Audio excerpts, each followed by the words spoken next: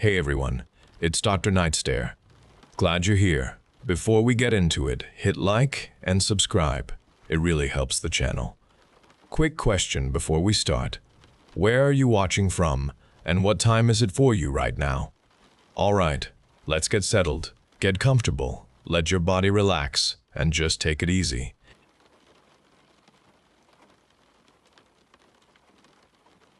I loved digging in our garden with Mama. Every sunny afternoon, we would grab our small trowels and kneel among the flowers, ready for our adventure. Mama always told the best stories about the dirt, about the little creatures living underground, and about how every tiny seed held a secret life. Her laughter always filled the air when she tickled my nose with a muddy finger, making me giggle too. My small hands worked hard beside her bigger ones, pulling up stubborn weeds and loosening the rich soil. We talked about imaginary treasures hidden deep beneath the earth, sometimes even finding colorful stones. The world felt safe and happy in those moments, just Mama and me, surrounded by green leaves and bright petals. Mama began spending more time indoors. I still went to the garden every afternoon, picking up my small trowel. But now, I was always alone. Her usual spot beside me stayed empty. The sun felt different without her there, and the air did not carry her happy laughter anymore. The green leaves and colored petals seemed duller. I pushed my small trowel into the earth, digging much deeper than we ever had together. My hands worked hard, forcing the tool into the thick soil. I made big holes, sending dirt flying up around me. I kept digging, searching for what had disappeared from our days, convinced it must be hidden somewhere beneath the ground we once shared. I pushed my trowel into the dirt, intent on digging my deepest hole yet. My muscles ached from the effort, but I kept working. My small hand suddenly hit something soft and squishy. I pulled my hand back quickly, a strange curiosity tightening in my chest. I used my trowel to scrape away more dirt around the object. It was round and slightly damp. I brushed away the last clods of soil. A large grayish eye lay there, closed. My breath caught in my throat. Then, slowly, the eyelid twitched. A narrow slit appeared, and then it opened fully, revealing a dark, pupil-less iris that stared directly at me. A voice entered my thoughts, inside my mind. "Hello, Amy. You found me." The voice sounded friendly, yet it held a playful edge. "You can call me Mr. Jingles." I did not speak out loud. My tongue felt stuck. "You want to know why Sarah Thompson always wears that silly pink bow, don't you?" Mr. Jingles chuckled, its voice echoing in my head. "Her mom makes her wear it so Sarah does not tell everyone that she stole the shiny apple from Mrs. Gable's lunchbox yesterday." Mr. Jingles's voice chuckled inside my head after mentioning Sarah. "That was a small secret, wasn't it? Now, listen closely to a much bigger truth, one you have been searching for deep beneath the dirt." A sudden chill traveled through my thoughts. Your mama is not just sick. Something inside her is growing and getting bigger, taking up all the space. My stomach twisted with dread, and the sun above me suddenly seemed to dim. "It consumes her, Amy, making her smaller every day until there is nothing left." The words hit me with a physical blow, and I could feel my breath catch in my throat, a sharp pain in my chest. "Soon she will go away forever. She will die. You will be all alone, Amy, with only me to share your secrets." A coldness washed over me then. My hands started to tremble, and the gray eye in the dirt seemed to stare right through me. Its cruel words stole all the warmth from the afternoon, and the comforting earth no longer felt safe under my hands. My entire world, once so steady and bright, spun wildly around me, leaving me lost in a terrifying emptiness that arrived suddenly. My head felt dizzy as the dirt, the flowers, and the bright sky all blurred together. I pulled myself away from the gray eye, scrambling backward on my hands and knees until my back hit the rough fence. My chest hurt, and my breath came in quick gasps. I covered my ears with my small hands, pressing them hard against my head, trying to push the words out, trying to make the voice stop speaking. But Mr. Jingles did not stop. His voice grew louder inside my thoughts. "You cannot escape me, Amy. I am here now, and I will always be here, deep beneath your ground, waiting for you." The garden around me, which once brought me happiness, now felt cold. I could feel fear everywhere. I squeezed my eyes shut, rocking back and forth against the wooden fence. A terrible sound pushed out from my throat. It was a long scream from a child lost and scared, wanting to unhear the truth it had just learned. The scream ended, but the awful knowledge did not leave me. I opened my eyes, tears streaming down my face, looking at the gray eye still watching me from the hole in the ground. It knew everything, and now I knew too. My mama would leave me. I was alone with a secret that stayed with me, a cold terror that lived inside my own body and changed everything I saw. The garden was not safe for me anymore.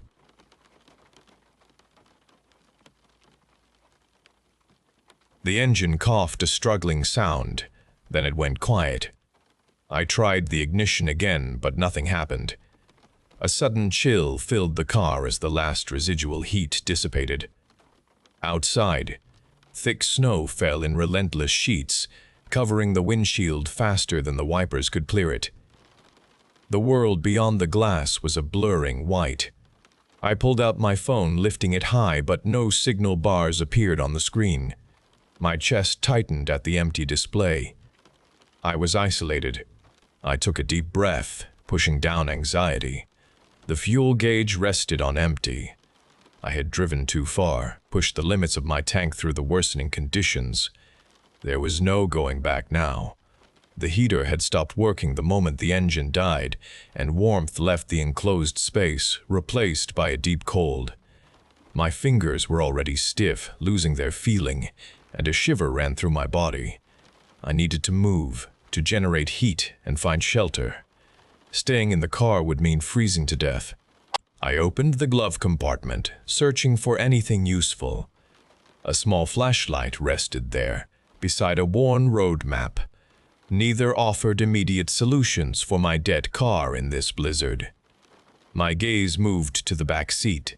My emergency bag sat ready. I grabbed it. Inside were several extra layers of clothing, a full thermos of coffee, and some energy bars.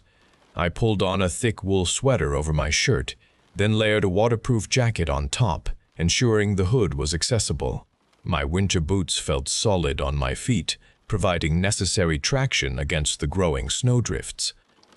I pulled a knit cap low over my ears, covering every strand of hair, then wrapped a thick scarf around my face, leaving only my eyes exposed to the harsh air. The air inside the car grew colder with each passing minute, a testament to the storm's power. I had to face the storm. I secured the car door, pulling it shut with a click against the growing roar outside. The wind howled a brutal sound as I stepped out into the blinding white. The force of the blizzard immediately pushed against me, threatening to throw me off balance. Each step was a struggle, my legs sinking into the deep snow up to my knees. The biting cold stung my exposed skin, burning it, but I focused on movement, on the need to survive. I lowered my head against the relentless wind, forcing myself to continue, to put one foot in front of the other. I moved forward into the storm's heart, hoping to find some form of shelter or help, knowing I had no other choice. The world was blinding white. My body ached, cold, numbing fingers and toes. I pressed on, my goal to escape the blizzard. Through swirling snow, a light appeared. It was hope. I stumbled towards it, legs burning, lungs screaming. The light grew stronger, a shape in the distance. A cabin. Relief washed over me. I reached the door, weathered. I raised a numb fist to knock. The door opened slowly. An old woman with kind eyes, a smile, stood there. Her face had many wrinkles, hair a white bun. "Well, hello there, dear," she said, voice clear. "Come in before you freeze." She stepped back, gesturing inside. I stumbled over the threshold, pulled the door shut against the storm. Warmth enveloped me. A fire crackled in a hearth, casting shadows on the walls. The air smelled of wood smoke, something sweet. "I am Lillian," I said, voice hoarse. "My car broke down." "Beth," the woman replied, extending a hand. "And that is my husband, Gerald." A man sat in an armchair by the fire, a book in his lap. He looked up, gaze steady, then gave a nod. He did not speak. His eyes were dark, almost black. They held an expression I could not read. He was a large man with a beard. Beth led me to a chair near the fire. "You must be cold. Let me get you something to drink." She went into a kitchen area. The cabin was furnished with tables and chairs, quilts draped over a couch. No television, no radio, no computer was visible. Oil lamps provided light. The cabin held details of an older time. Beth returned with steaming mugs. "Here, drink this. It will warm you." The liquid in the mug was amber, thick, fragrant. It smelled of cinnamon and an earthy scent. I took a sip. The taste was unusual, sweet, with a strangeness that lingered. It was not coffee or regular tea. It warmed me quickly, heat spreading through my limbs, relaxing muscles. Gerald still sat by the fire, unmoving, gaze fixed on the flames. He had not spoken since my arrival.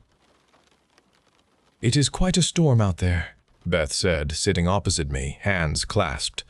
"We do not get many visitors this far out, especially not in this weather." Her smile remained, but her eyes held intensity. She watched me as I drank, head tilted. The warmth from the tea, with the cabin's heat, made my eyelids heavy. Lethargy began to move over me. The quiet of the cabin, broken only by the fire, grew in Gerald's stillness. Beth continued to speak, asking about my journey, but her words seemed to drift, blurring. My focus on her face became difficult. The tea had a powerful calming effect, almost too powerful. My thoughts felt sluggish, distant. Gerald finally shifted in his chair, turning his head to look at me. His dark eyes seemed to penetrate the warmth, and for a moment unease rose. The strong welcome contained something unspoken and heavy. Gerald's silence felt like observation. The comfort of the cabin, once absolute, now held apprehension. The strong tea had dulled my senses, and I slept deeply through the night, a heavy slumber. I woke feeling the warmth of the cabin and the lingering lethargy from the strange brew. Beth smiled, offering me breakfast, and I ate the simple food she put before me. The snow still fell outside, but not as fiercely as before. Beth suggested Gerald could look at my car. Perhaps he could get it running. I agreed, trying to appear grateful for their help. A knot of tension tightened within me, but I kept my face calm.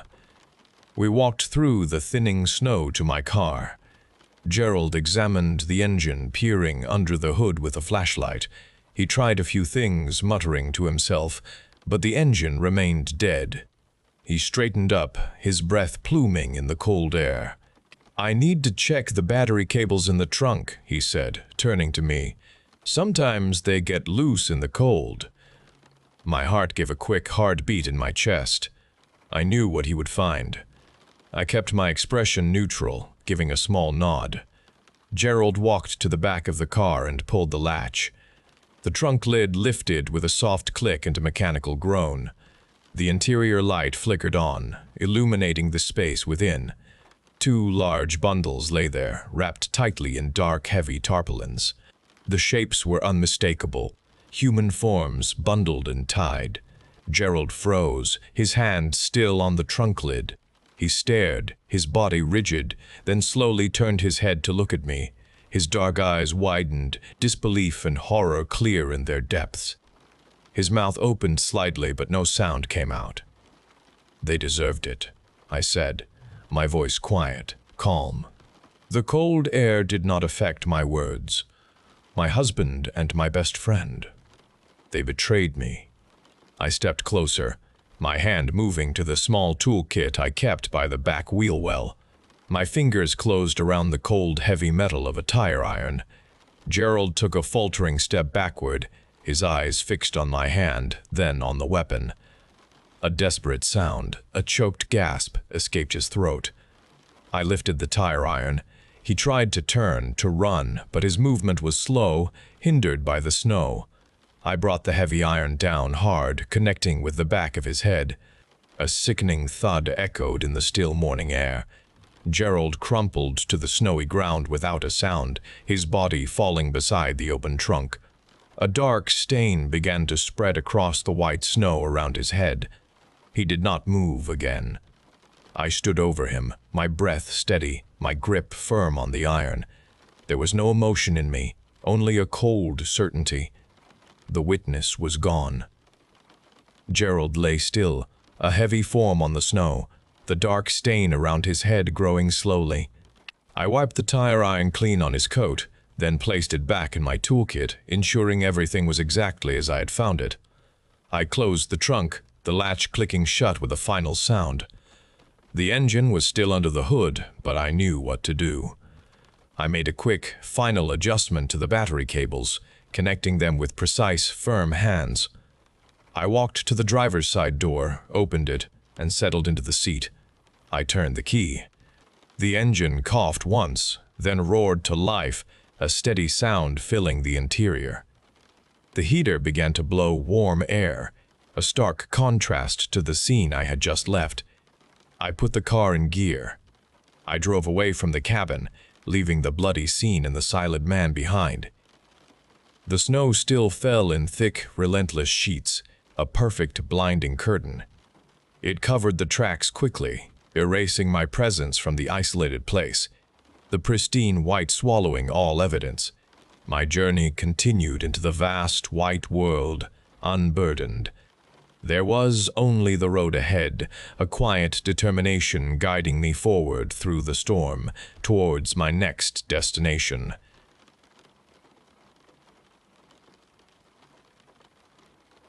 I was driving alone that night. Rain streamed across the windshield, blurring the road ahead, making the highway slick and treacherous. The tires lost traction without warning, and the car veered with sudden force. I gripped the steering wheel, knuckles white, but the vehicle slid at a high speed. The tires screeched against the wet asphalt, a desperate sound. My breath caught in my throat. The concrete barrier grew larger in my distorted view, rushing closer with terrifying speed. Time stretched, each moment expanding. I saw my reflection in the side window, a face contorted with shock and fear. I braced for the collision, my body tensing against the seatbelt, every muscle rigid. The world twisted with a brutal impact. Metal shrieked and tore, glass shattered, exploding inwards. The car began to barrel roll, tumbling end over end through the darkness, a dizzying blur of motion and noise. Every bone in my body vibrated with crushing forces. The last sensation was a wrenching jolt, a violent stop. Then consciousness dissolved, leaving only absolute emptiness. I woke slowly, disoriented by the crisp white sheets and the persistent throbbing ache that encompassed my entire body. The sterile scent of the hospital filled my nostrils. I learned the extent of my injuries, shattered bones, torn ligaments, internal trauma. The doctors offered grim prognoses regarding my future mobility, speaking of significant limitations and long-term consequences that would reshape my life. Months blurred into a grueling cycle of physical therapy and relentless rehabilitation. I pushed through searing pain during each session, enduring the agony of relearning to move every damaged limb, to stand without assistance, to take an independent step. Every muscle screamed in protest from the effort, but I persisted, fueled by an unyielding resolve to regain my previous self. My therapists watched with growing surprise as my body slowly responded, exceeding all their medical expectations. I walked again, then stronger, then further, eventually covering great distances. The near-death experience carved a new perspective into my entire being. Life, once taken for granted, now felt like a precious gift that demanded careful attention. I found deep contentment in the simplest acts. The feeling of sun on my skin, the sound of birdsong from an open window, the steady rhythm of my own breath. I embraced walking everywhere, choosing to traverse the city on foot, savoring each deliberate step, actively reconnecting with the tangible world around me in a way I never had before. I walked through my neighborhood one warm afternoon, enjoying the gentle breeze. Ahead, a young mother pushed a stroller, her small son walking beside her. The child looked up as I approached, his gaze meeting mine. His face twisted with fear. His mouth opened in a silent gasp. He pointed a trembling finger at me. His wide eyes filled with tears, fixed on my face with terror. He began to sob, a wrenching sound echoing on the street. He buried his face into his mother's leg, shaking. His mother looked down at him, then up at me, surprise and concern mixing in her expression. She bent to comfort her distraught child, trying to soothe his fear. The mother pulled her son closer, murmuring soothing words against his hair. His small body still shook with fright. He clung to her leg, his face buried deep. His sobs softened, but his eyes remained wide and fixed on something past me, a distant terror. Then, a chilling whisper escaped his lips through his shuddering breath. "He wasn't supposed to survive," the child said, his voice barely audible. The words carried a stark precision, striking me with an unexpected force. A sudden coldness enveloped my entire being. The vibrant world around me skewed, shifting on its axis. My heart beat with inexplicable dread. Every memory of the accident, of the recovery, of my newfound appreciation for life reordered itself into a disturbing sequence. The simple fact of my existence transformed into an impossible question.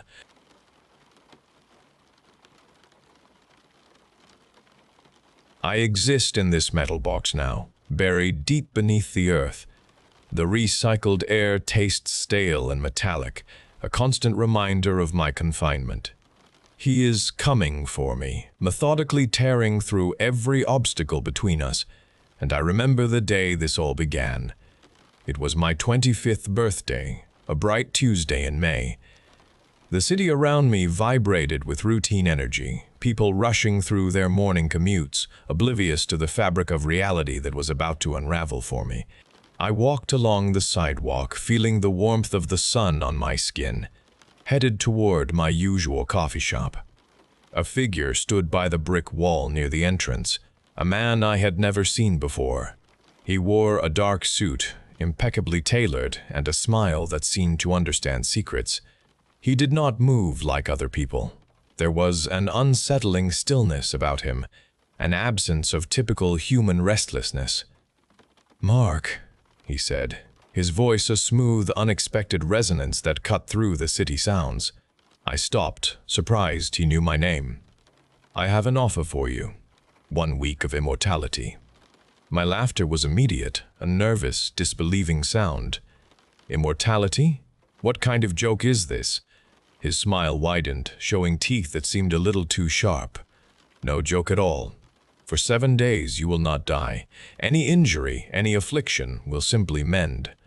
There is a catch, of course, a small one really. It will cost you your soul." The words hung in the air, heavy and absurd. My mind raced, trying to reconcile the impossible statement with the man's undeniable presence. There was an undeniable pull, a dangerous curiosity. The promise of such power, even for a limited time, felt intoxicating. I looked at his eyes then, and saw something ancient, something hungry. A part of me screamed to run, but a stronger, reckless impulse pushed me forward. "A week," I said, my voice barely a whisper, "and my soul." He nodded once. Accept. I swallowed hard. The moment I spoke the words, a powerful energy surged through my body. It was a jolt, not painful, but utterly transformative. My senses sharpened, the world around me snapped into vivid focus, every color brighter, every sound clearer. A vibrant awareness replaced my old self, settling deep within my bones, making my entire being vibrate with a new clarity. I felt invincible, alive in a way I had never experienced. Before I could even process the sensation fully, the stranger moved. His hand, impossibly fast, shot out. Something gleamed. A cold edge pressed against my throat. I felt a searing pain, a quick, brutal separation as my blood burst forth, spraying across the brick wall behind him. My body convulsed, collapsing to the pavement. The city sounds faded as darkness claimed me. Then, just as quickly, the darkness shattered. I gasped, sucking in a lungful of air, my eyes snapping open. Sunlight poured onto my face. I stood on the same sidewalk, by the same brick wall, the familiar sounds of the city once again surrounding me. My throat was whole. No blood stained the pavement. The stranger stood before me, still smiling.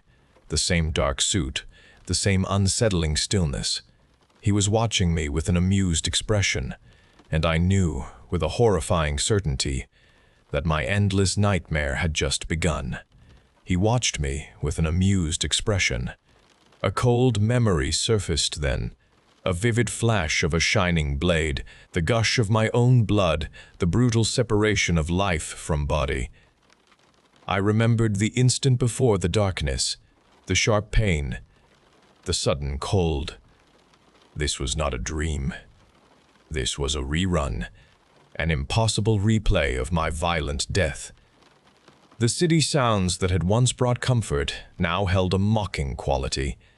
This was real, and he stood before me, the architect of my horrifying rebirth. Panic surged. I bolted, pushing off the sidewalk with all my strength. I ran blindly, weaving through the morning commuters, ignoring their shouts of protest. The city blurred into a frantic mosaic of motion and sound. My lungs burned, air rasping in my throat. I glanced back, expecting to see him far behind, but he was there, effortlessly matching my stride. His hand, impossibly fast, clamped onto my shoulder. A searing pain shot through my spine as he twisted, lifting me off the ground, then slamming me down onto the unforgiving pavement. My skull cracked against the concrete. Darkness swallowed me whole. The darkness shattered. I gasped, sucking in air, standing on the same sidewalk, the sunlight warming my face. He smiled. The memory of the broken skull was fresh, a phantom ache. This time I spotted a police cruiser 2 blocks away. Hope, foolish and fragile, spurred me forward. I sprinted toward it, shouting, "Help me! He's trying to kill me!" The officer, a young woman, looked up, her expression confused. Before I could explain, the stranger materialized beside me. He simply smiled at the officer. Her eyes glazed over for a moment, then she frowned at me. "Sir, calm down," she said, her voice flat. "There is no danger." The stranger's hand darted out, grabbing my wrist. He twisted, pulling me into a chokehold. The officer watched, unmoving, as my vision swam, my breath cut off. My body convulsed, then slumped. Darkness. Again, the light, the street, his smile. The accumulated deaths stacked within my mind, a horrifying catalog of endings. The broken skull, the twisted neck, the sudden blade. I stood there, rooted, refusing to engage. "I won't play your game," I said, my voice hoarse. I tried to walk past him, to simply ignore his presence. His arm extended, blocking my path. "You are already playing, Mark," he said, his voice a silken thread of amusement. He struck, a swift, brutal punch to my gut. I doubled over, gasping for air that would not come. He pressed a hand to my face, then squeezed. The world went black. my neck snapping with a wet crack. Each reset deepened the despair. Days blurred into weeks, then months, though the calendar never advanced past my birthday. The city became a stage for my torment, the people background actors in a play where I was the perpetual victim. I accumulated a library of deaths within my mind. Blunt force, sharp blades falling from heights, drowning, poison, immolation. Each memory added a layer to the growing weight on my sanity. My scream became a raw, silent thing trapped within the loop, unheard by anyone but me. He started to experiment. The quick, efficient kills gave way to prolonged agony. One time he bound me, placing me in the path of oncoming traffic, watching as vehicles struck me repeatedly. Another, he pushed me into the river and held my head beneath the water until my lungs burned and burst, then repeated the drowning process.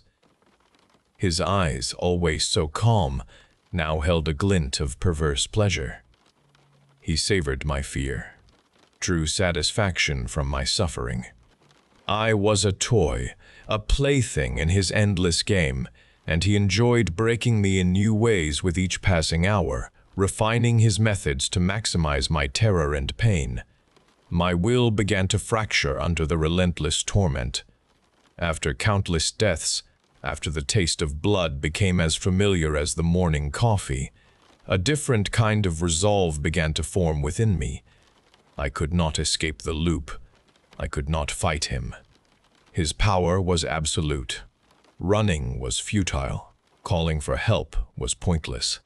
The only way forward was to accept the nightmare and learn its horrifying rules. I had to adapt to survive each terrible day, to understand this endless tormentor. My goal shifted from escaping death to simply enduring it, to watching him, to learning his patterns, to understanding the parameters of my eternal suffering. After countless deaths, after the taste of blood became as familiar as the morning coffee, a different kind of resolve began to form within me. I could not escape the loop. I could not fight him. His power was absolute. Running was futile. Calling for help was pointless. The only way forward was to accept the nightmare and learn its horrifying rules. I had to adapt, to survive each terrible day, to understand this endless tormentor. My goal shifted from escaping death to simply enduring it, to watching him, to learning his patterns, to understanding the parameters of my eternal suffering. The world outside my own personal hell continued its relentless Tuesday morning. I lived through 1,000 variations of my death, then 10,000, then countless more. My initial terror fractured and reformed into something colder, a calculating detachment.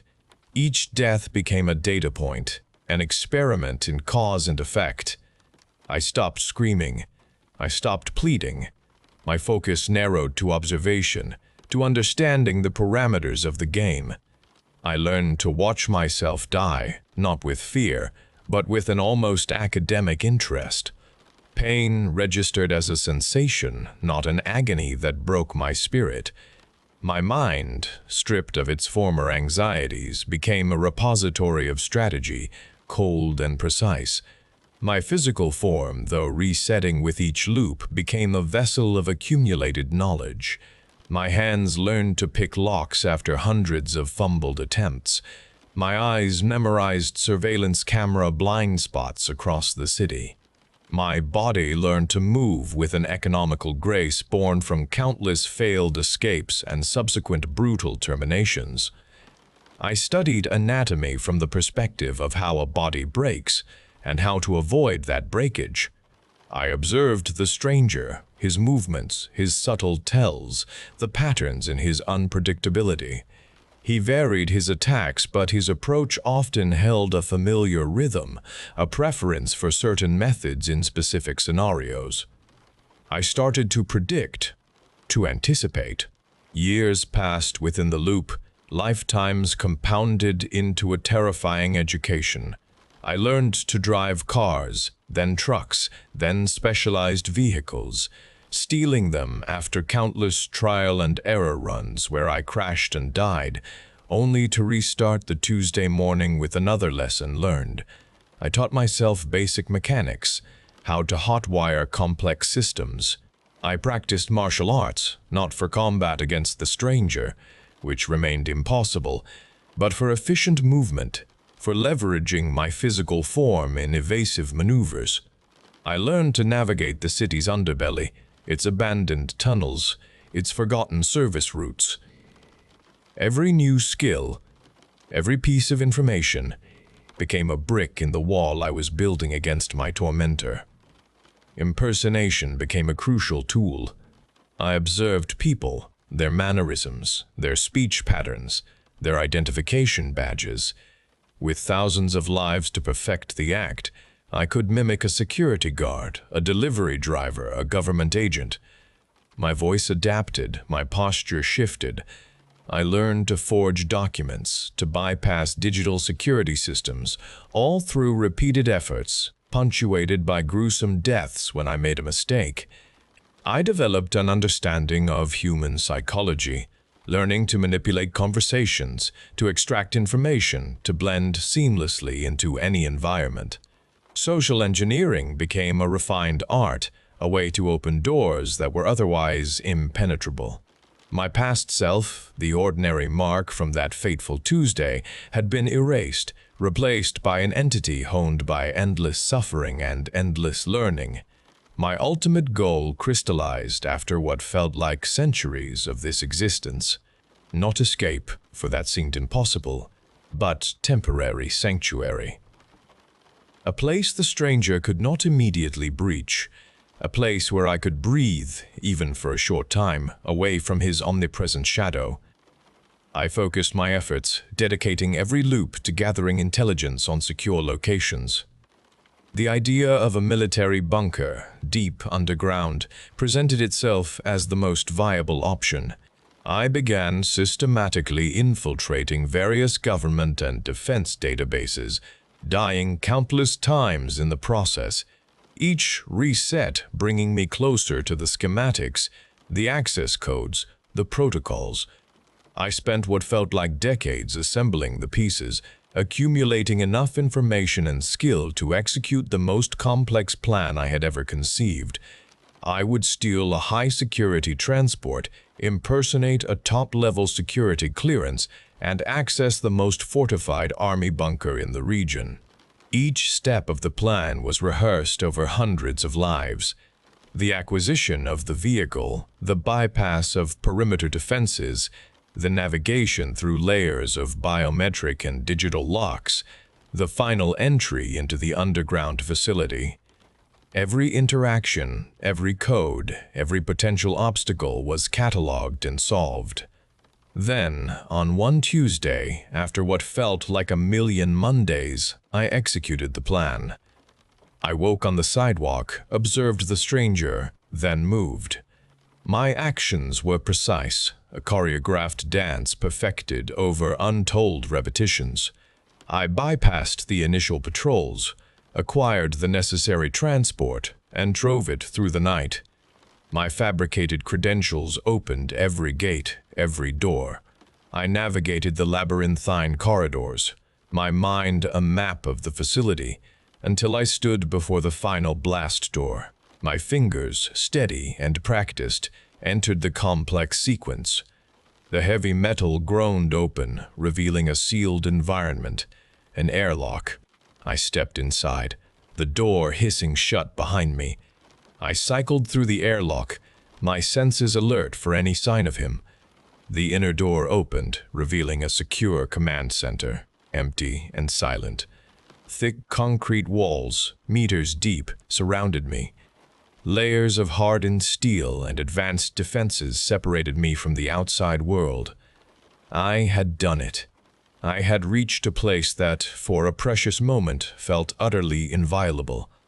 I walked to the main console, activated the external cameras, and watched the static image of the world above. A sense of weary triumph settled over me.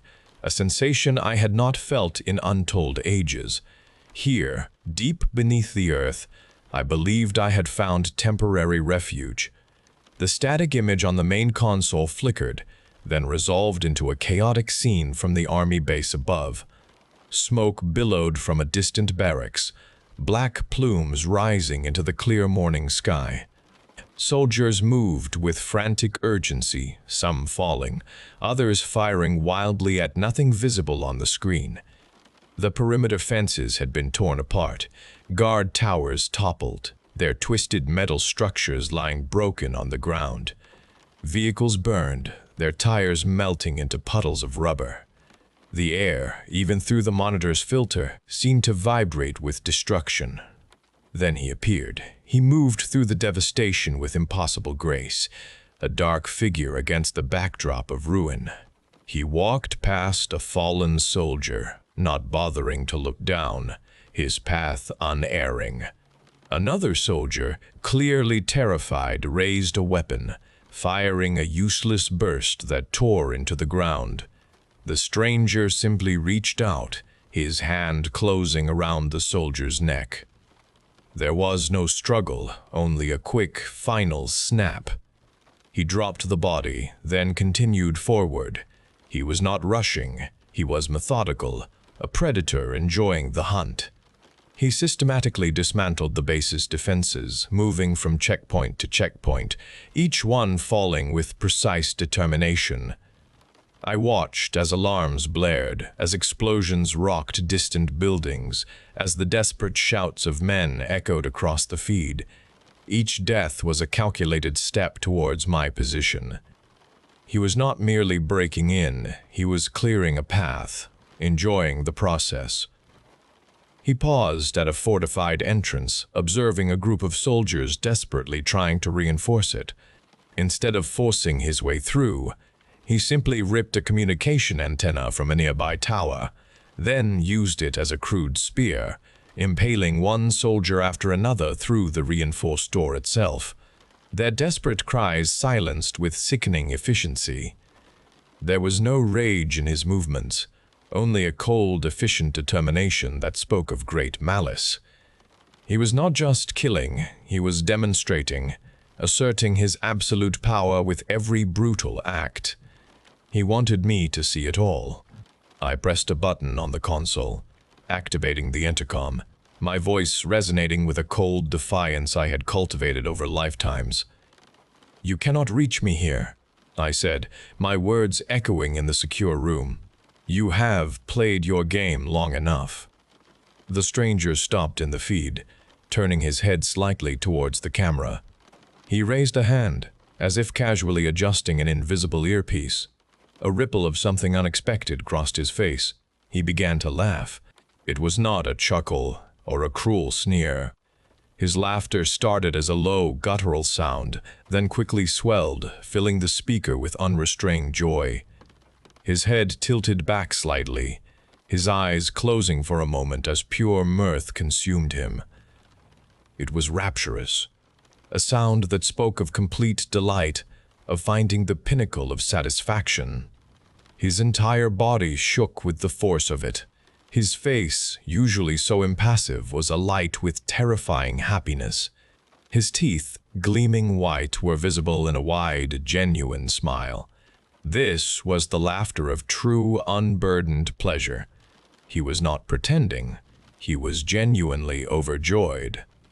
"Mark," he finally said, his voice still laced with lingering amusement, "it's only a matter of time." He opened his eyes, now wide and sparkling with terrifying eagerness. He looked directly into the camera, into my eyes, and I saw a truth that stopped my heart. This was not about immortality, or a soul, or a test. This was about the thrill of the chase, the meticulous breaking of a spirit. I was not a victim. I was his ultimate plaything, a pawn in a game he cherished above all else. His pursuit was not a means to an end, it was the entire point. His joy was real, terrifying in its purity. He loved this. He loved this. He loved Miki being caught in this cycle of fear and death, forever escaping, forever learning, forever leading him on.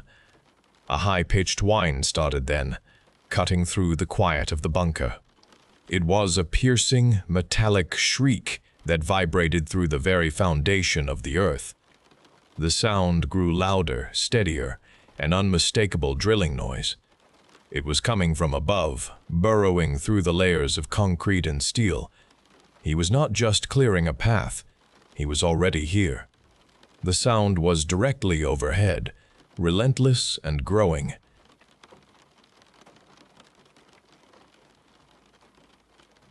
Corey picked the lock on Micah's bedroom door with a hairpin, the click echoing loud in the quiet house.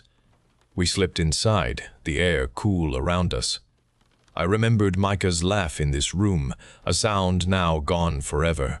We searched for answers about her death, touching her things gently, hoping for a clue. Corey moved to the closet, pulling a white shoebox from the top shelf.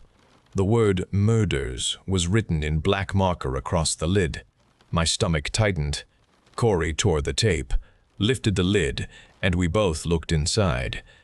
A lock of dark hair lay on a yellowed photograph of a girl I did not recognize. Next to it sat a small wooden bird carved crudely, a metal tooth embedded in its eye. My breath caught in my throat. This box held proof. Micah was a killer. Corey gripped the shoebox as if it might burn her hands, and we fled Micah's room, past the vacant living room, and out the front door. The cool evening air offered no comfort, only another layer of dread. We piled into Corey's car, the engine starting with a jolt. She drove, her focus fixed on the road, while the weight of the box in my lap grew heavier with every mile towards the police station.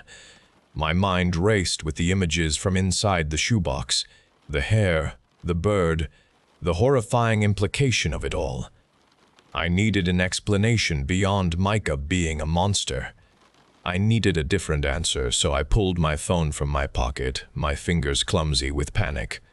My mother answered on the second ring, her voice tight. "Janie? Where are you? Are you all right?"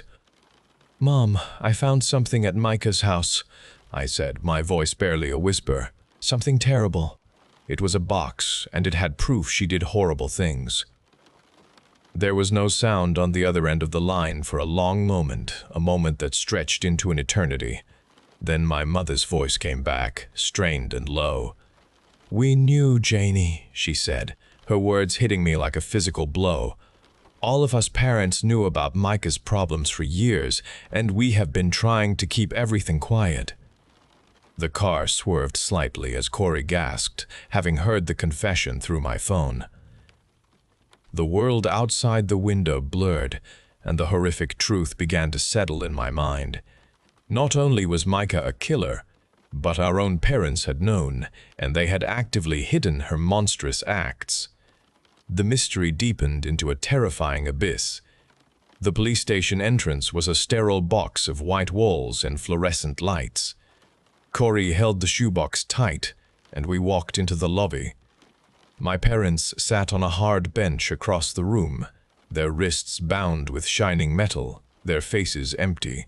Corey's mother and father sat beside them, their gazes fixed on the floor, and a cold dread settled deep inside me. A man in a dark blue uniform approached us then, his expression firm. "Janie, Corey?" he said, his voice calm. "I am Officer Paul." He gestured towards a small, quiet room away from the waiting area, and we followed him, the shoebox still clutched in Corey's hand. Officer Paul closed the door behind us, and the silence in the room felt heavy and real. "Your parents are here because they came forward earlier today," Officer Paul explained, his gaze moving between us. "They provided us with information, evidence about a series of killings, not just Micah's death." My mind struggled to process his words, feeling disconnected from the world. Micah's death, Officer Paul continued, was not a suicide. It was a meticulously staged event designed to look like one, a careful deception. Your parents are being processed as accessories in a broader pattern of murders. The world tilted. everything I thought I knew collapsing around me, and the gruesome contents of the shoebox suddenly felt less incriminating for Micah and more terrifying for everyone else. 4 months drifted by, and the initial wave of commotion finally subsided. My parents and Corey's parents served their time, a short sentence for their complicity, for their failed attempt at silence. They were released last week, their faces etched with relief and a strange kind of exhaustion. Corey and I watched them walk free, our own faces carefully blank, hiding the secret that still settled beneath our skin. The shoebox, that supposed evidence of Micah's monstrous acts, now sat tucked away in a safe place, a keepsake rather than proof of another's guilt. Micah was never the killer they imagined, not solely. She was a partner, a willing participant in our quiet pact. She understood the thrill, the precise artistry of control, the way life could be shaped and ended. We worked together, the three of us, for years creating our own dark narratives, leaving trails only we could follow. Her suicide was a final act of devotion, a meticulously constructed illusion we designed, a finely executed plan that secured our freedom. The authorities, blinded by the manufactured evidence and our parents' confessions, saw what we wanted them to see. They saw the parents covering for a troubled girl, an isolated killer driven to take her own life. They pieced together a story, a comforting narrative that fit their world. They believed our sorrow, our shock, our staged fear. We watched them close the cases one by one, sealing the truth away with official reports and legal jargon. Corey smiles sometimes when we remember the details, a subtle twist of her lips. We are unburdened, free to continue our work, unchained by suspicion, the real architects of the terror they thought they had contained. The hunt for true answers ended the moment they believed our carefully woven lie.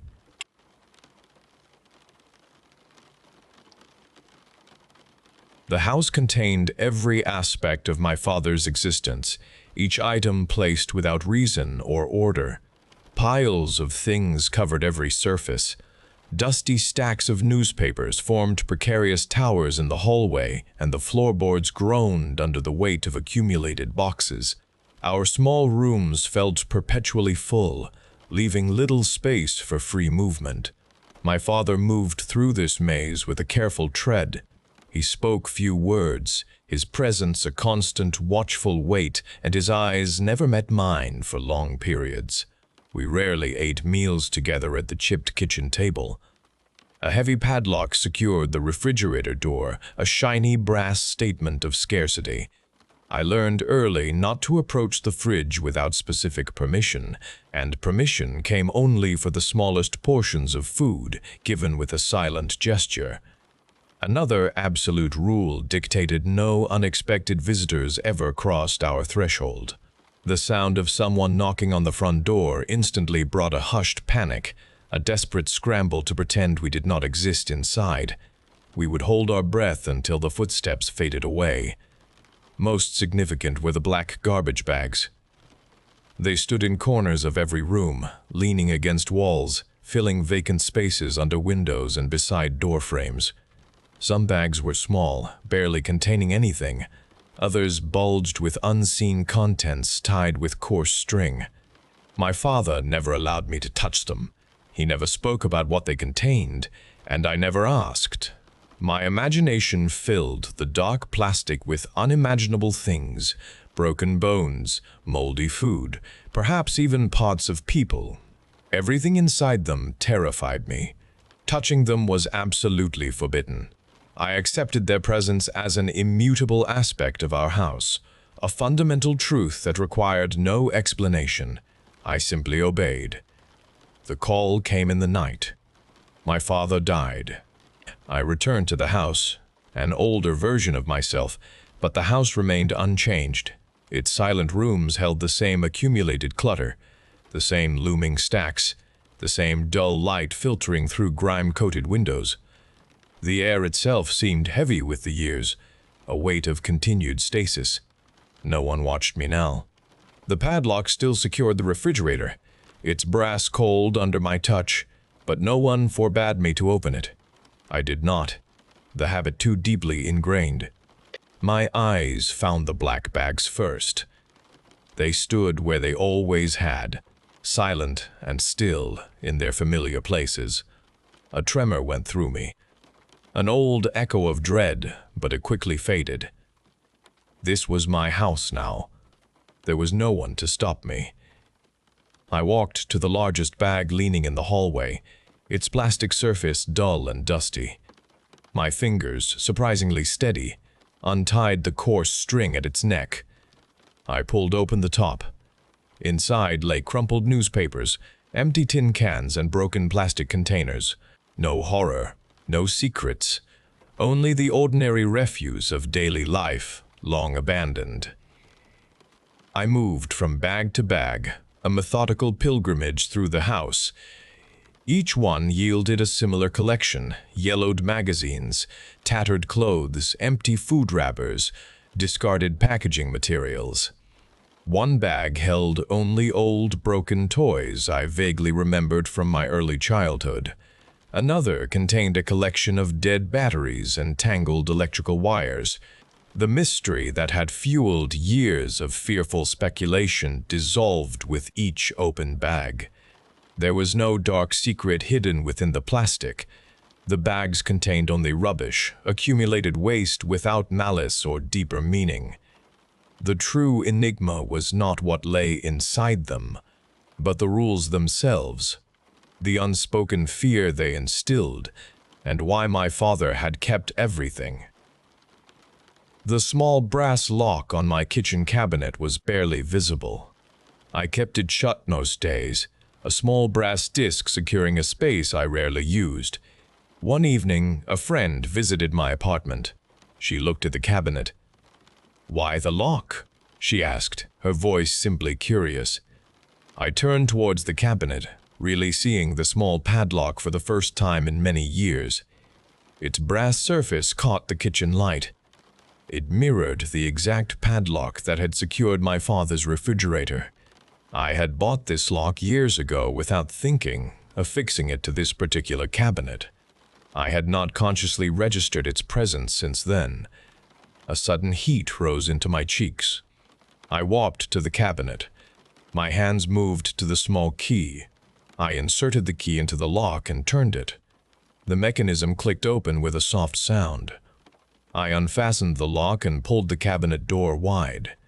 Inside lay a collection of old receipts, a few dried-up pens, and some loose buttons.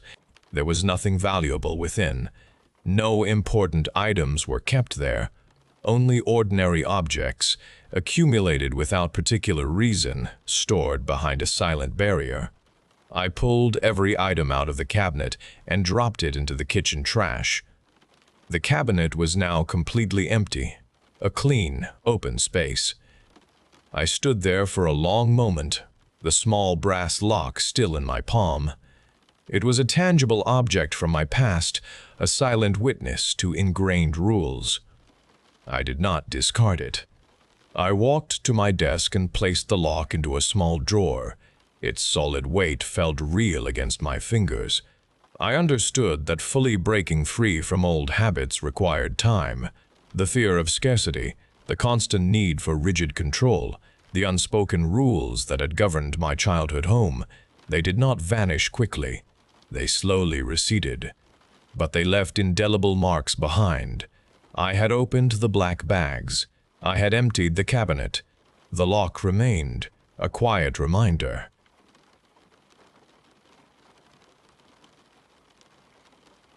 I woke early and went to our room. Sunlight entered through the window.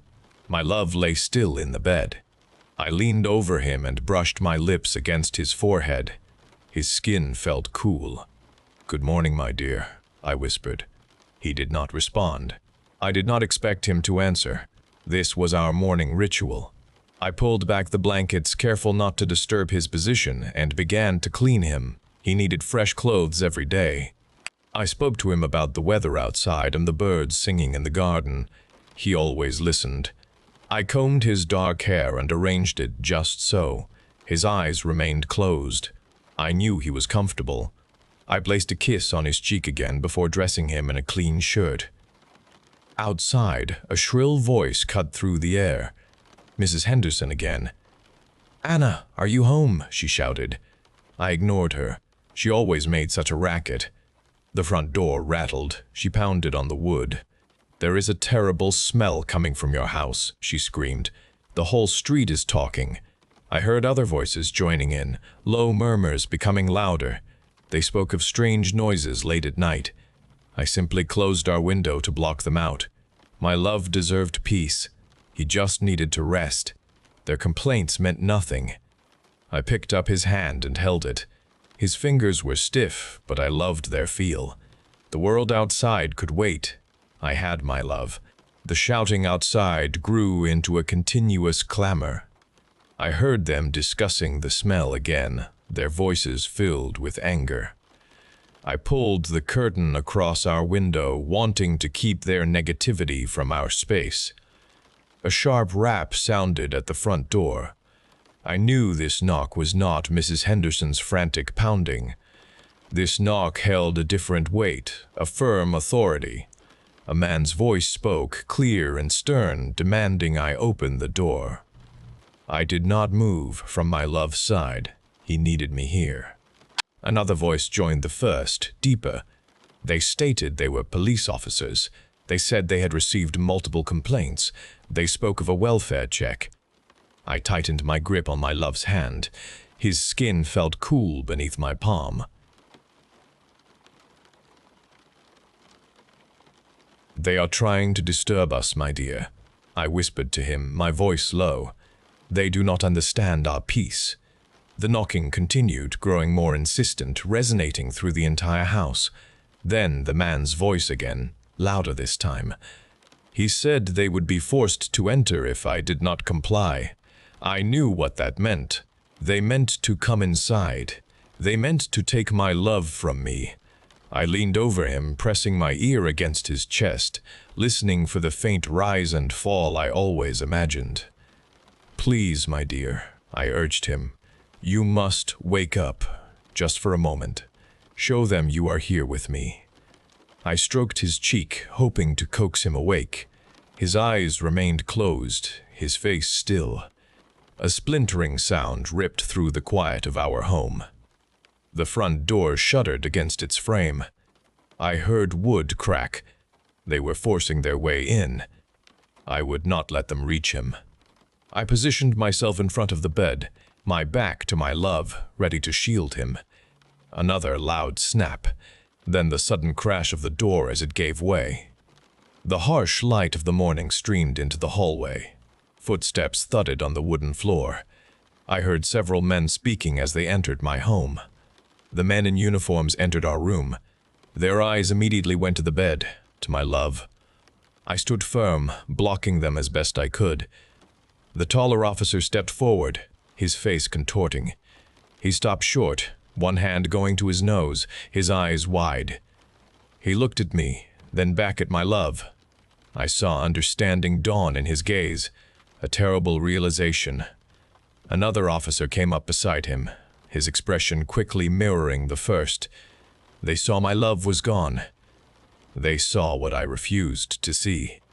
"Ma'am, step away from the bed," the first officer commanded, his voice strained. I did not move. He reached for my arm. I recoiled, shielding my love.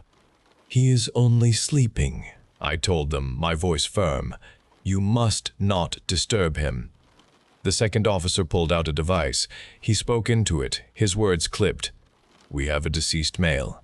Appears to have been here for some time. Suspect is uncooperative."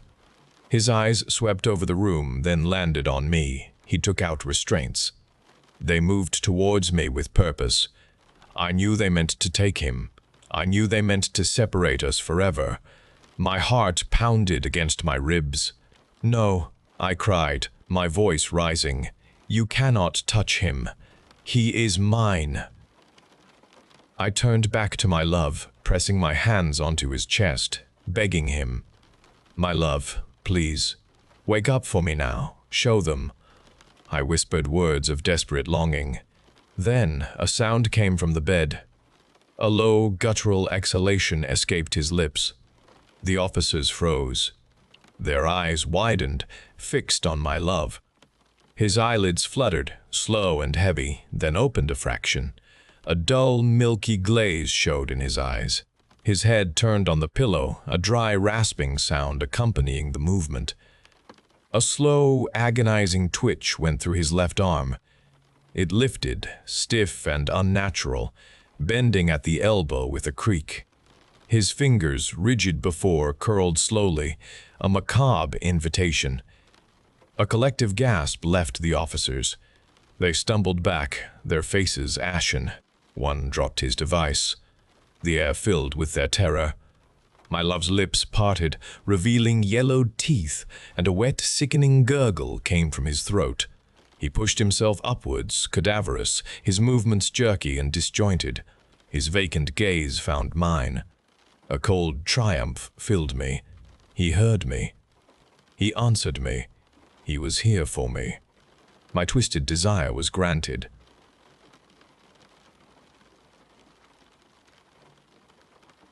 I was driving on a long, dark stretch of highway. Rain lashed against the windshield, blurring the world beyond my headlights.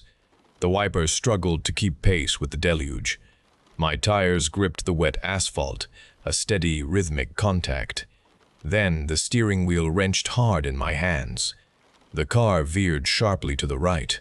My foot instinctively slammed the brake pedal, but the vehicle slid, unresponsive to my efforts.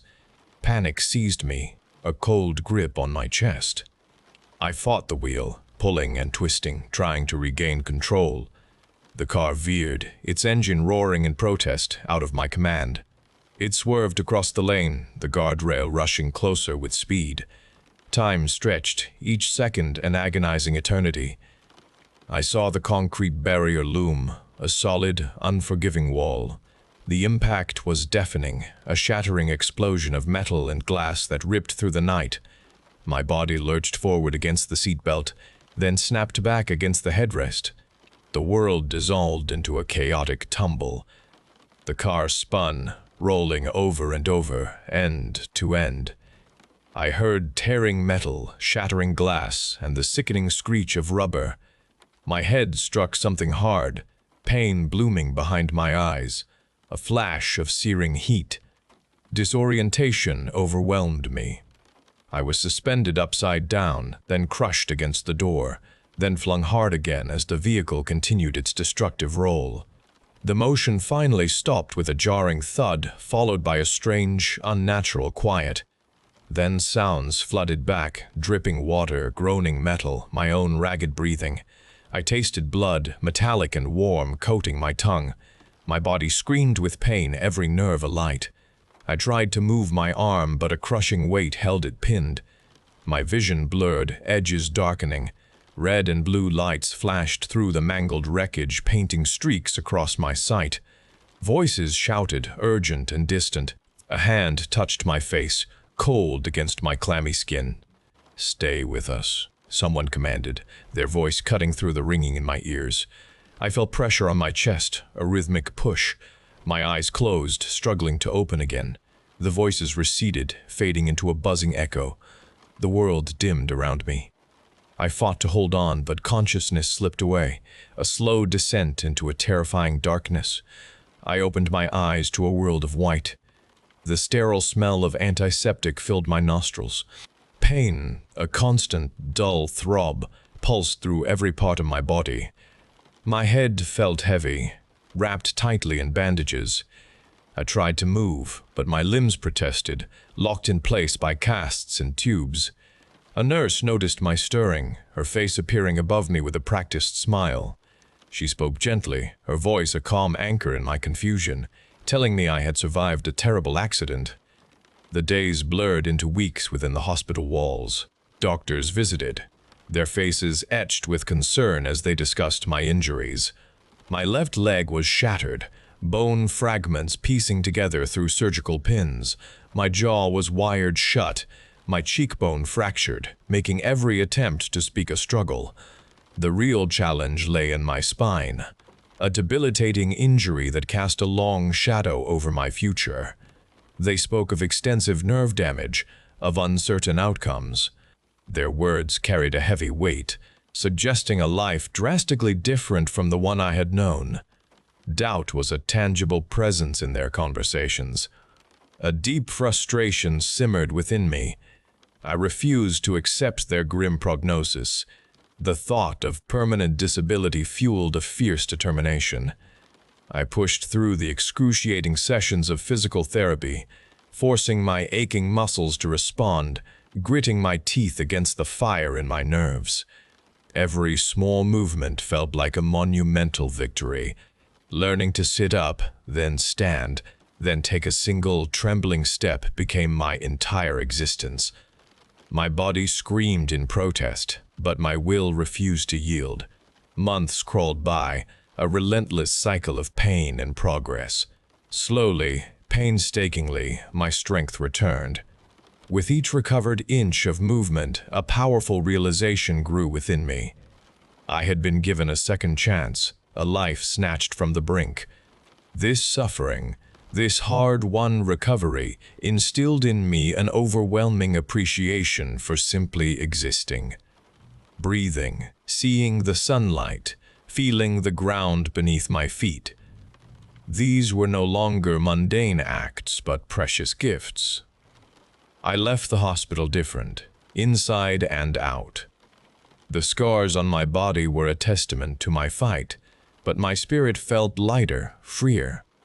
The first thing I did upon discharge was walk. I walked to the park, to the store, around my neighborhood. My legs, once broken and unresponsive, now carried me with a joyful purpose. Each stride was an affirmation, a celebration of life. I embraced walking everywhere, feeling the pavement beneath my shoes, the air on my face. It was my way of owning my recovery, a symbol of resilience that allowed me to believe the past was truly behind me. The afternoon sun was warm on my skin, a pleasant contrast to the cool breeze. I walked along the familiar sidewalk, the crunch of my shoes on the pavement a comforting sound. The corner store, with its brightly colored awning, was just 2 blocks away. My strides were even, my body moving with a freedom I still relished. I passed tended gardens, the scent of blooming flowers drifting through the air. Life felt simple, good, a gift I cherished with every breath. As I rounded the next block, I saw a young woman pushing a stroller. A small boy, no older than 5, walked beside her holding her hand. He had bright eyes. They took in the world around him with curiosity. I offered a small smile as we approached each other. The woman returned it, a gentle gesture. The boy, however, stopped. He released his mother's hand. His gaze fixed on me. His eyes widened, changing into something else entirely. Pure horror flooded his small face. His mouth fell open. He took a staggering step backward, stumbling against his mother's leg. His breath hitched, a gasp catching in his throat. He just stared, his eyes wide and tear-filled, fixed on my face. A small hand lifted and trembled. He pointed at me. His mother looked down at him, concerned. She tried to pull him forward, but he stood rooted to the spot. A whimper escaped his lips. Then the whimper grew into a choked sob. He began to cry, a desperate sound that tore through the peaceful afternoon.